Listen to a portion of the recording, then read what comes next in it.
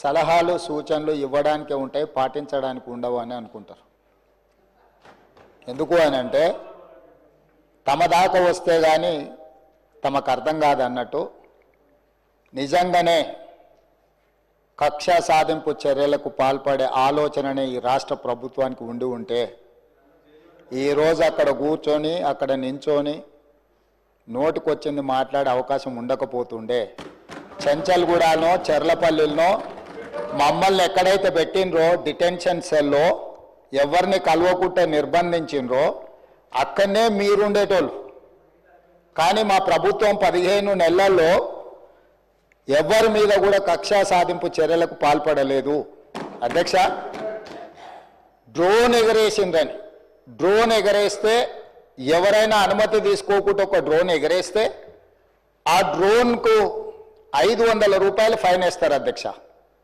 కానీ పార్లమెంట్ సభ్యుడిగా Congress party working ప్రెసిడెంట్గా నన్ను అరెస్టు చేసి జైలుకు పంపించి మామూలుగా దానికి 500 రూపాయల ఫైన్ ఉంటే బిలో 7 years ఉంటే రిమాండ్కే పంపరు, పోలీస్ స్టేషన్ బెయిల్ ఇవ్వాలి.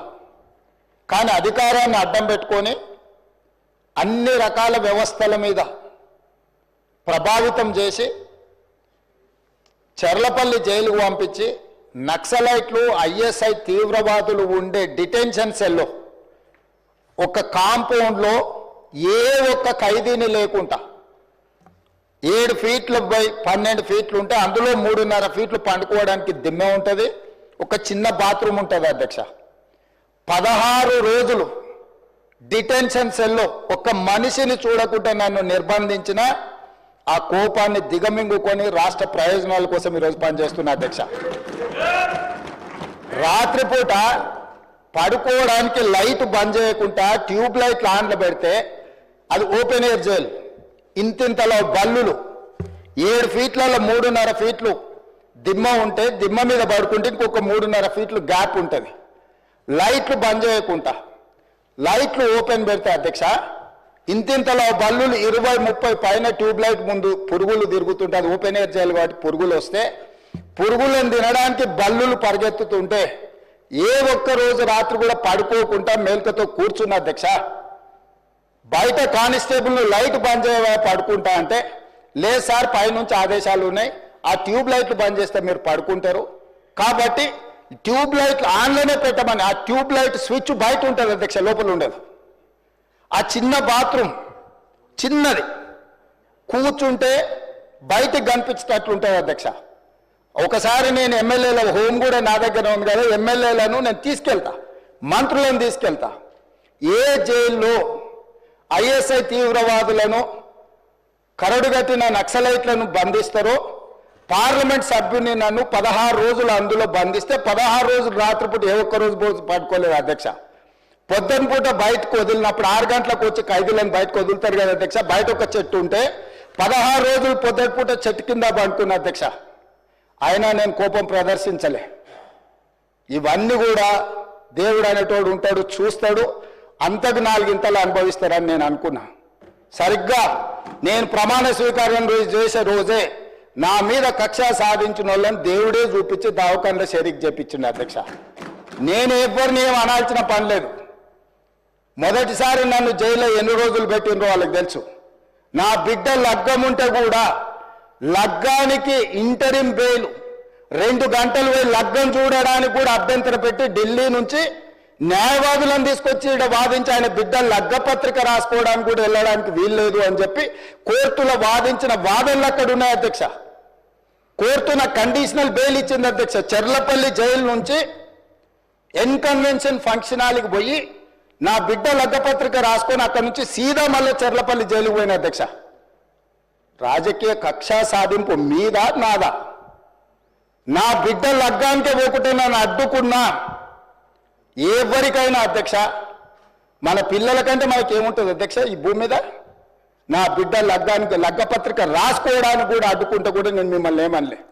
నేను పార్లమెంట్ సభ్యుడిగా ఉంటే, పార్టీ వర్కింగ్ ప్రెసిడెంట్గా ఉంటే ఎవరో జర్నలిస్టు డ్రోన్ ఎగరేసి వాళ్ళ విలాసవంతమైన బంగ్లాల వివరాలు తీసుకొచ్చి నాకు అందిస్తే వాటిని పత్రికలకు విడుదల చేసిన పాపానికి నన్ను అక్రమ కేసులు పెట్టి అదే చెర్లపల్లి జైల్లో డిటెన్షన్ సెల్లో పెట్టారు అధ్యక్ష. 16 రోజులు నిద్రలేని రాత్రులు గడిపిన పార్లమెంట్ సభ్యుడిగా, పార్టీ వర్కింగ్ ప్రెసిడెంట్గా అయినా నేను కక్ష చూపించలేదు అధ్యక్ష. నిజంగానే నేను కక్ష చూపించదలుచుకుంటే మీ కుటుంబంలో ఒక్కరు కూడా బయట ఉండరు అధ్యక్ష. అందరు చెర్లపల్లినే నేను ఎలా ఎన్నికల ముందు చెప్పినట్టు మీకు డబుల్ బెడ్రూమ్ ఇల్లు మీరు పేదలకు కట్టియలే, మీ గ్యారంటీ కట్టిస్తే మీ కుటుంబానికి డబుల్ బెడ్రూమ్ ఇల్లు అని చెప్పుంటే అధ్యక్ష. ఎన్నికల హామీలు అమలు చేయలేదంటుంది కదా అధ్యక్ష. ఎన్నికలప్పుడు ఈ హామీ కూడా ఇచ్చిన. ఆ కుటుంబానికి చెర్లపల్లి జైల్లో డబుల్ బెడ్రూమ్ కట్టిస్తా, కొడుకు కోడలు అల్లుడు బిడ్డ ఉంటే వేరే వేరే ఎందుకుంటారు, అందరినీ కలిసి ఒకటే దగ్గర ఉండేటట్టు కట్టిస్తాను. కానీ ఆ హామీ కూడా నేను అమలు చేయలే. ఎందుకంటే నేను విఘ్నత ప్రదర్శించాలనుకున్నా. ఈ అధికారం ప్రజలు ఇచ్చింది ప్రజల సంక్షేమం కోసం, తెలంగాణ రాష్ట్ర అభివృద్ధి కోసం, పారదర్శకమైన పరిపాలన అందించడం కోసం నాకు అధికారం ఇచ్చిండ్రు. ప్రజలు ఇంత పెద్ద అధికారాన్ని, ఇంత పెద్ద బాధ్యతను ఈ వయసులో నాకు అప్పచెప్పింది నా కోపం కోసమో, లేకపోతే నన్ను నా పట్ల వాళ్ళు వ్యవహరించిన విధంగానే వాళ్ళ పట్ల నేను వ్యవహరించడానికి ప్రజలు నాకు అధికారం ఇవ్వలేదని విచక్షణను ఉపయోగించి ఈరోజు కూడా వాళ్ళ మీద ఇంతవరకు అక్రమ కేసులు పెట్టలేదు అధ్యక్ష. కానీ సొంత పార్టీ ఆఫీసులో కూలీ మనుషులను తెప్పించి రికార్డ్ చేయించి పచ్చి బూతులు మీరు తిట్టిస్తే కూడా చెంపలు వలగొట్టేంత శక్తి ఉన్న సంవయనంతో ఊరుకున్న అధ్యక్ష. ఎవరైనా బజార్లో ఏదైనా మాట్లాడితే మాట్లాడిన దాన్ని కూడా సెన్సర్ చేస్తాం. బూతులు మాట్లాడినప్పుడు ఒక బీప్ పెడతాం అధ్యక్ష, టెలికాస్ట్ చేయొద్దని. కూలీ పైసలు ఇచ్చి కిరాయి మనుషులను పెట్టించి మీరు పచ్చి బూతులు మాట్లాడిచ్చినా నేను ఏమాత్రం కూడా కక్ష సాధింపు చర్యలకు పాల్పడలేదు అధ్యక్ష. కాబట్టి ఈరోజు మేమేదో కక్షా చర్యలకు పాల్పడుతున్నట్టు, మేము కక్షా చర్యలకే పాల్పడితే ముఖ్యమంత్రికి ఉన్న విశేషమైన అధికారాలతో మీరు ఒక్కరైనా బయట ఉండేటోళ్ళ. ఈరోజు తెలంగాణ సమాజం అన్నిటిని గమనిస్తుంది. ఎక్కడికి వెళ్ళానని అడుగుతూ ఇంకెన్ని రోజులు బయట వదిలేస్తావని తీసి లోపలే. అసలు నువ్వు లోపలేస్తావనే కదా నీకు ముఖ్యమంత్రి పదవి చేసింది, నువ్వెందుకు ఇట్లా సమయం పాటిస్తున్నావు లోపలేయమంటే కూడా నేను ఏ రోజు కూడా అటువైపు పోయలేదు అధ్యక్ష. అదేవిధంగా ధనిక రాష్ట్రం, మేము హామీలను అమలు చేసినాం. ఇక మేము సత్యహరిచంద్రుడు కూడా మమ్మల్ని చూసే నేర్చుకోవాలి, ఆయన కూడా మమ్మల్ని ఆదర్శంగా తీసుకోవాలి. ఇట్లాంటి మాటలు మాట్లాడుతుంటే పర్వాలేదు, వాళ్ళ గొప్పతనాలు వాళ్ళు చెప్పుకుంటే నా ఇప్పు నువ్వు గోకు, నీ ఇప్పు నేను గోకుతా అనే పాలసీలో వాళ్ళ గురించి వాళ్ళు గొప్పలు చెప్పుకుంటా అంటే నాకు అభ్యంతరం లేదు. కానీ ఒకటి రెండు విషయాలు, తెలంగాణ సమాజం వ్యవసాయ కూలీలు, వ్యవసాయ రైతులు, వ్యవసాయం మీదనే ఆధారపడ్డ ప్రజలు తెలంగాణలో దాదాపుగా 70% ఉన్నారు. 2014 ఎన్నికలలో ఘనత వహించిన చంద్రశేఖరరావు గారు రైతులకు ఇచ్చిన హామీ 1,00,000 రూపాయల రుణమాఫీ చేస్తా అని అధ్యక్ష. ఎన్నికలయ్యి అధికారంలోకి వచ్చిన తర్వాత ఏకమొత్తము ఏకదాటిగా 1,00,000 రూపాయలు మేము రుణమాఫీ చెయ్యము, 4 విడతలుగా చేస్తామన్నారు అధ్యక్ష. ప్రతి సంవత్సరం మేము 25,000 4 విడతలే చేస్తామన్నారు.